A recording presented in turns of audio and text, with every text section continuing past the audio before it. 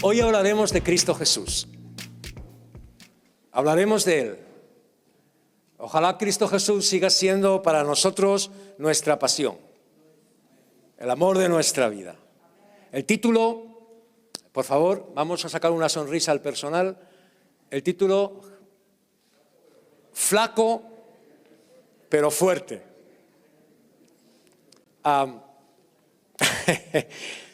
Estoy pensando en alguien flaco, pero es que no quiero meterme mucho con él, porque él predica más veces que yo y luego me ataca más veces. Luego, por tanto, no seré negativo, pero flaco. Pastor Pablo, flaco.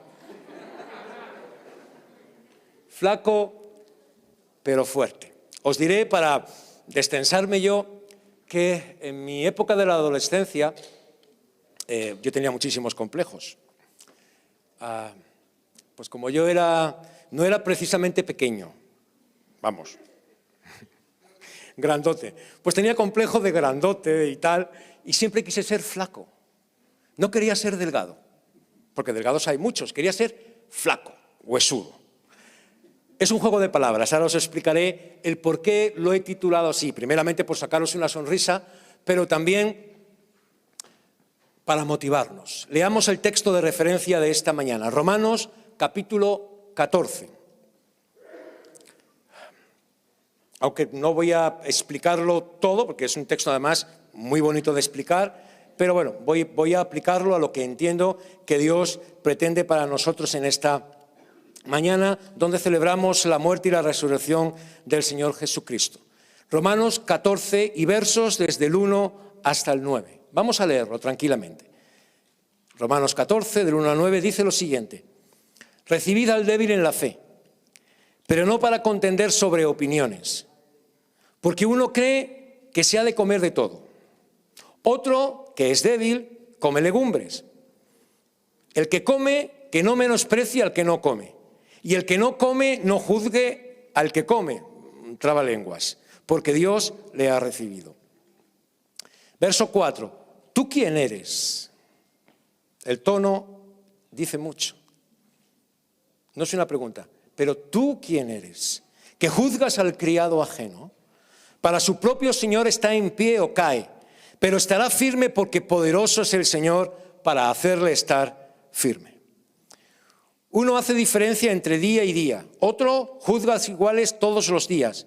Cada uno esté plenamente convencido en su propia mente. El que hace caso del día lo hace para el Señor, y el que no hace caso del día, para el Señor no lo hace. El que come, para el Señor come, porque da gracias a Dios. Y el que no come, para el Señor no come, y también da gracias a Dios. Y nuestra declaración de fe en esta mañana, verso 7. Porque ninguno de nosotros vive para sí, y ninguno muere para sí. Pues si vivimos, para el Señor vivimos, y si morimos, para el Señor morimos. Así pues, sea que vivamos, o sea que muramos, del Señor somos. Porque Cristo para esto murió, y resucitó, y volvió a vivir, para ser Señor así de los muertos como de los que viven. El Señor bendiga su palabra en esta mañana. Es interesante el texto. La idea es compartir lo que hay en mi corazón o las reflexiones que leyendo el texto he tenido. Hubo un detonante que me hizo pensar en todo esto. Llegaremos a decirte cuál fue la palabra que me detonó. El texto está hablando de aquellos hermanos en la fe, no quiero entrar en todo esto, que tenían algún problema y que estaban pues debatiendo entre los débiles que no comían de todo por el tema legalista de aquellos judíos que se habían convertido, y otros, como Pablo, Romanos 15:1, que dice además, lo dice de una manera tan: nosotros los fuertes debemos recibir a los débiles. Lo cierto es que el texto o el mensaje de Pablo a la iglesia en aquel tiempo, independientemente ya del tema de la comida, que si se podía comer, no se podía comer, etcétera, etcétera, etcétera, que no voy a entrar en esto, es que está hablando a aquellos que eran débiles. Yo no sé tu vida, cómo está. Yo sé la mía. Y sé que estamos rodeados de debilidad. Y sé que hay situaciones en la vida de ahora, en la que tenemos ahora, en lo que vivimos en el día a día hoy, circunstancias, situaciones, algunas veces se nos tambalea el piso, parece que las cosas no me funcionan. Estamos rodeados de esa debilidad. Y en ese contexto está la palabra de Pablo, en este caso a los romanos, que pasa por encima del tema de las opiniones sobre si se debía comer o no se debía comer, sobre ese legalismo, y va a algo más, a darnos un secreto para no estar flacos. Cuando decimos o cuando leemos, recibid al débil en la fe. La palabra débil en ese caso y en todos los comentarios que he estado buscando es flaco. Aquel que está flaco, quizá producido por una enfermedad. ¿Tú has estado alguna vez enfermo? Supongo que sí. Yo soy ¿cómo lo digo? Una palabra que no suene mal. Soy muy ñoño. Cuando me pongo malo, parece que el único malo en el mundo soy yo. Es decir, pero cuando uno ha estado enfermo en una enfermedad que ha perdido peso y se queda flaco, se queda en los huesos y se queda con esa debilidad. Esa es la idea que está transmitiendo el apóstol Pablo. Esos débiles, esos flacos. Ahora yo te podría preguntar si tú eres de los flacos o de los menos flacos. O de los menos flacos. Débiles en la fe. Recibid a estos que están débiles en la fe. Y lo que Pablo les está diciendo es, oye, que hay un secreto. Y les empieza a hablar para combatir o para animar o para exhortar a esos hermanos que podrían estar metidos en ese legalismo de qué hago, no hago, que como, que no como, etcétera, etcétera, y que puedan estar enfermos, flacos, débiles en sus fuerzas, en su alma, en su fe, en lo que sea. Les viene a hablar de una cosa que es fortaleza o la palabra. Yo lo he titulado flaco pero fuerte. Pero la palabra que Pablo dice es firme. Es posible que en nuestra vida, en la vida que estamos viviendo, las fuerzas nos abandonen. No tiene que ver con la fuerza física. Es cierto que Romanos 14 está hablando de dos extremos. La debilidad de la enfermedad, de estar flaco y débil frente a las situaciones que uno pueda estar viviendo, y está hablando por otro lado a aquellos que deben estar firmes. Se puede estar débil y firme. Se puede estar débil viviendo situaciones que te llevan a la debilidad, pero se puede estar firmes. Y ahí está lo bonito del Señor. Y ahí está la exhortación de Pablo de una manera extraordinaria, firme. Verso 4, que lo hemos leído. ¿Tú quién eres? Que juzgas al criado ajeno, para su propio Señor está en pie o se cae, pero estará firme, porque poderoso es el Señor para hacerle estar firme. La palabra firmeza que aparece ahí, en el mismo texto Pablo está usando la misma palabra. En la traducción, en algunos casos pone firme y en otros casos pone estar de pie, pero es la misma palabra. Débil pero de pie. Y lo interesante del texto no está en que yo, o en animarte y exhortarte a que te pongas de pie, sino a decirte hoy, en esta hora, que el poderoso, que el único que nos puede hacer estar de pie, el único que es capaz para hacernos estar de pie en las situaciones que vivamos en esta tierra, en todas, las buenas, las malas y las regulares. Que independientemente de los ataques del enemigo, que independientemente de la enfermedad física o almática, que a pesar de los dolores del alma, de los sentimientos encontrados, de las situaciones monetarias que tanta presión le meten al mundo, pero también a la iglesia, que frente a todo eso, aunque parezca que estamos flacos, débiles, o parece que nuestra fe se puede tambalear, hay uno que es capaz de mantenernos en pie. Ese es el Señor. Por eso Pablo dice, aquellos, ¿tú qué juzgas? ¿A quién estás juzgando? Te metes en opiniones sobre... ¿A quién pongo de ejemplo ahora? Porque el pastor ya me ha vetado. ¿Por qué juzgas al pastor Pablo? ¿Por qué le juzgas? ¿Tu amo no es el mismo que el de él? Luego, por tanto, ¿qué juzgas?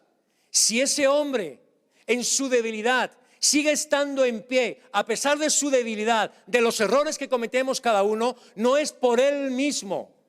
Empecemos a quitarnos ideas de que parece que nosotros no somos, o sea, el currículum nuestro de fortaleza, la pandemia, ha demostrado que no somos tan fuertes. Ha tenido que venir una pandemia para demostrarnos que no somos tan fuertes, pero hay uno que es poderoso, que sí puede, que esta gente, que los que estamos aquí, que los que nos están mirando casa, hay tanta gente detrás en las cámaras que están buscando a Dios juntamente con nosotros, siendo parte nuestra. Dios es capaz, el único capaz de mantenernos en pie. Eso sí, delante de Él. Eso es firmeza. El débil puede estar firme. Él no se tambalea.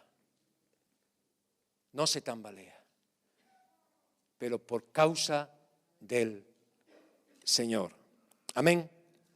Cuando hablamos de poderoso, cuando dice Él es poderoso, por supuesto es poderoso en cuanto al poder. Pero otras traducciones y otros comentarios hablan de lo que quiere decir el texto ese es, no tanto, sino que es capaz.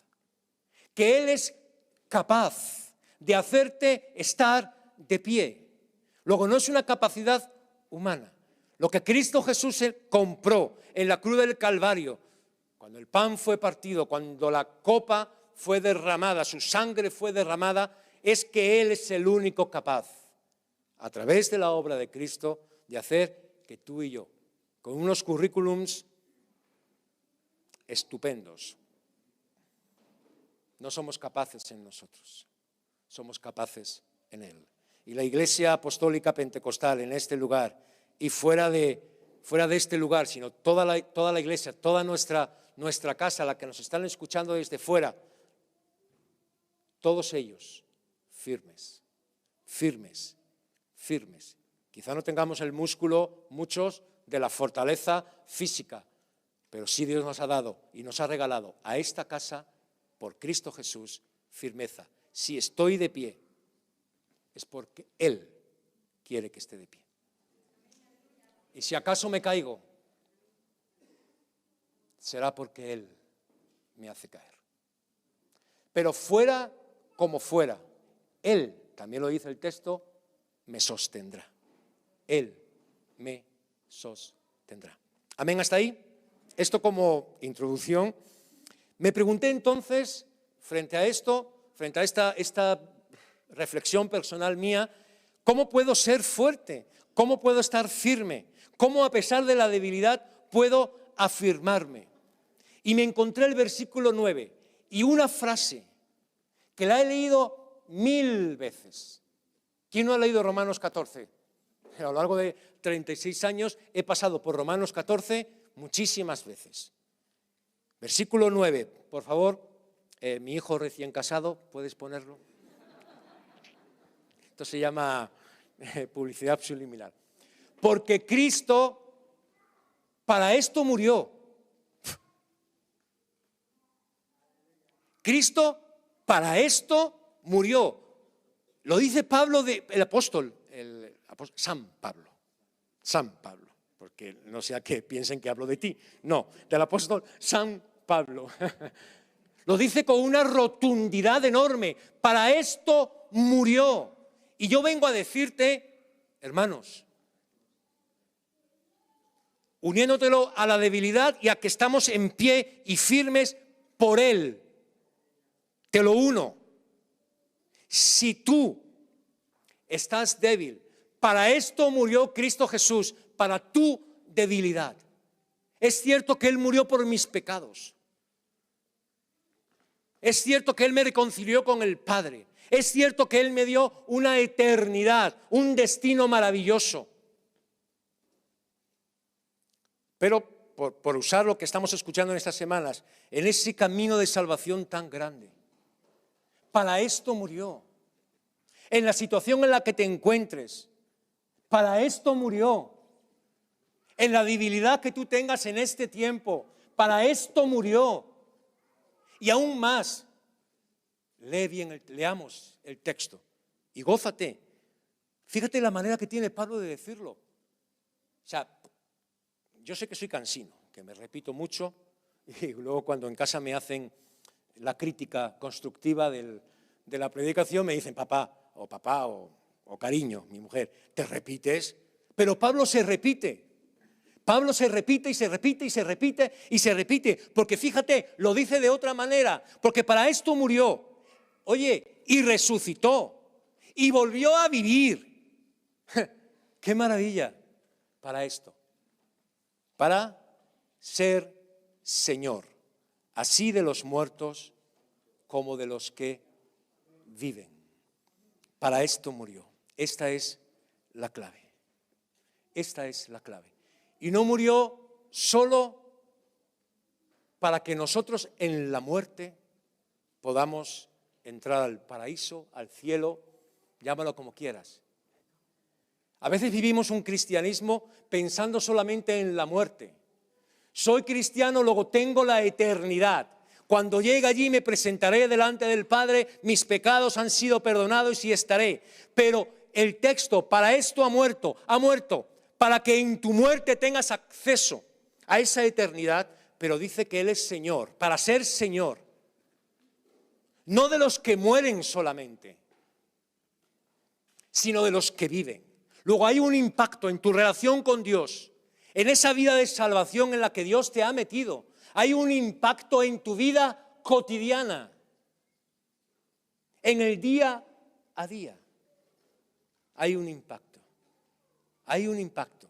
Para esto murió. Murió para ser Señor. Por eso te empecé hablando de que uno está en pie, uno está firme, a pesar de la debilidad, por causa de su amo, de su Señor. Para esto murió. No solo para que tengas acceso a la eternidad, que por supuesto, claro que sí, es así, toda la eternidad con Él, sino para que en esta tierra, en esta vida, en el día a día, en tu debilidad, en tus situaciones personales, en lo que estemos viviendo como congregación, en lo bueno, en lo malo, en la salud, en la enfermedad, ya sabéis, todo esto, que lo tengo muy reciente. Ahí, Él quiere ser Señor de estos flacos. Él quiere ser Señor de estos que estamos aquí, de aquellos que nos están siguiendo desde sus casas.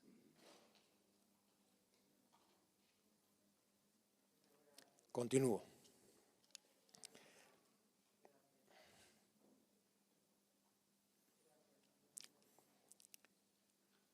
Para esto murió, te lo voy a decir con mis palabras, para pertenecerle a Él. Para pertenecerle a Él. Uf, ¡qué alivio! Me da alivio. A mí me da alivio. Saber que yo le pertenezco a Dios me da alegría. Pero saber que vosotros le pertenecéis al Señor me cierra la boca. Frente al juicio, Romanos 14, frente a las opiniones gratuitas, me cierra la boca. Porque Él ha muerto para ser Señor de todos, para que todos le pertenezcamos, para que estemos con Él y estemos todos de pie delante de Él, adorándole, bendiciéndole, reconociéndole a Él. ¿Dónde está esa firmeza? Aquellos que entienden este principio de que somos del Señor, los que entienden de verdad que pertenecemos a Él, que nuestra firmeza proviene de un único Señor, de que Él es todo para nosotros y que Él es Señor de la vida, en la vida, no solamente en la muerte, sino en la vida, nos va a producir en nosotros, creo que son de las cosas que yo he pensado, 4 cosas. Te las digo rápidamente porque el tiempo se me va acabando. 1, alguien firme que entiende que para esto murió. Es alguien con identidad. Los que entienden que Jesucristo es el Señor, tienen identidad. No es lo mismo vivir tu debilidad con una identidad clara y firme. Y si algo quiere hacer Dios con nosotros, ese que es capaz, ese que es el poderoso, ese que Él quiere afirmarnos porque somos suyos, es que tú y yo, en nuestra identidad, como hijos de Dios, como creyentes, estemos firmes.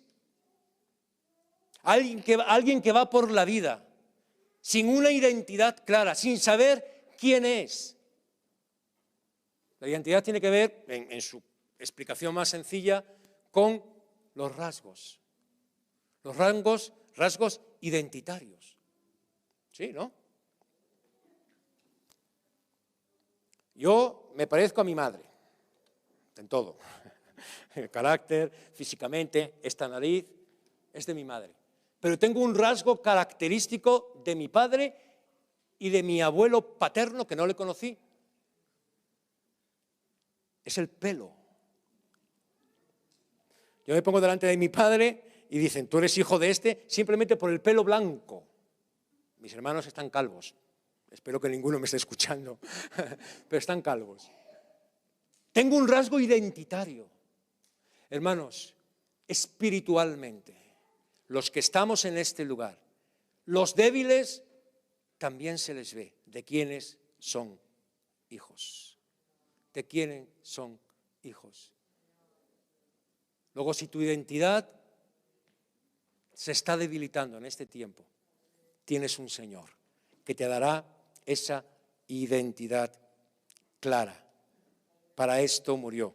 Los 3 de Daniel, ¿pensáis que estos lo hicieron porque eran si eran unos jovencillos?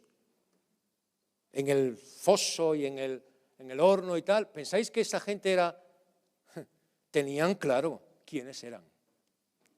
Tenían claro quién era su Señor y tenían claro quiénes eran ellos, lo que pudieron ser o pasar por la dificultad. El que entiende, segunda cosa, el que entiende que Jesucristo es el Señor y que para esto murió, para ser Señor de nuestra vida, en la vida y en nuestra debilidad, eso te da pertenencia, arraigo, me hace ser parte de algo. Ojo, de algo glorioso, el cielo. Me hace ser parte del cielo en la tierra. Me hace ser parte de Él. ¿Habéis pensado que no es alguien al que yo pueda tocar? Que no es alguien de la tierra a quien yo estoy adorando. Que es alguien que está al trono, está a la derecha del Padre. Estoy adorando a Jesucristo. Eso me da pertenencia. No solo identidad, sino una pertenencia arraigada. Tú eres parte del cielo y parte de esta casa. Si nuestra pertenencia en algún punto se nos está tambaleando, pidámosle a Dios que Él, que es capaz y poderoso, pueda, también en nuestra idea de pertenencia, de arraigo, de unión, pueda ser afirmada.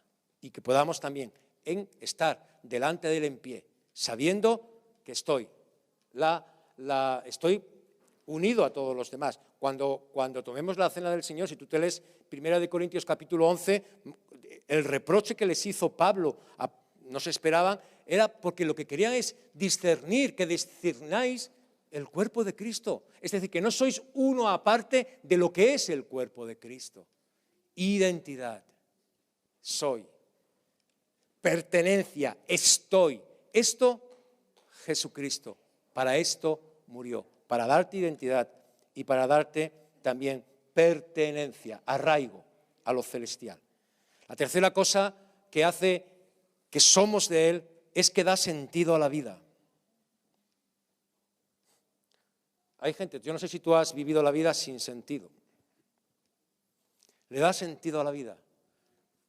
Que valoras las circunstancias y que ves la realidad como es. Y te sabes interactuar de una manera distinta con esa realidad. Los que tienen sentido, el sentido que te lo da, el sentido de la vida te la da Cristo Jesús, el Señor, el amo, el dueño de tu vida. Y que te hace ver entonces lo que a veces leemos.